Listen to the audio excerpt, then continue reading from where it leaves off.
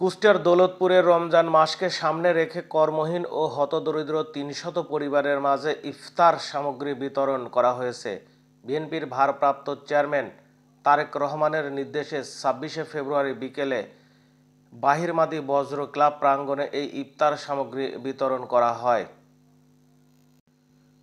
দৌলতপুর উপজেলার বাসিন্দা ঢাকা মহানগর উত্তর যুবদলের আহ্বায়ক মোহাম্মদ শরীফউদ্দিন জুয়েলের পক্ষ থেকে অসহায় পরিবারের মাঝে ইফতার সামগ্রী বিতরণ করা হয়।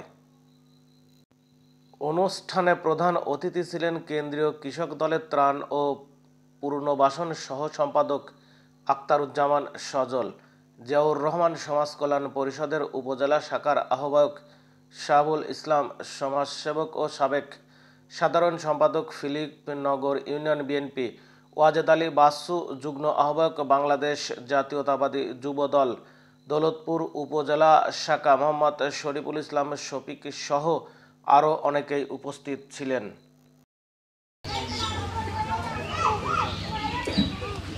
একটা বড় প্রজেক্ট বাংলাদেশ। আসসালামু আলাইকুম।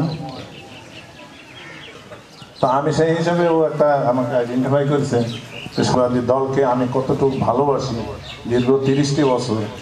আগামী রাষ্ট্রনায়ক জনাব তারেক রহমানের নেতা জনাব শরীফউদ্দিন জুয়েল ভাইয়ের নির্দেশে যদি আপনাদের এই ধরনের কোনো আয়োজন বা আয়োজক ত্রাণের বিতরণের যারা সামগ্রী বিতরণ করার জন্য যারা আখতারুজ্জামান সদর ভাইকে ত্রাণ সামগ্রী দেব, আপনাকে উঠবেন না দয়া করে সবাই। ধন্যবাদ।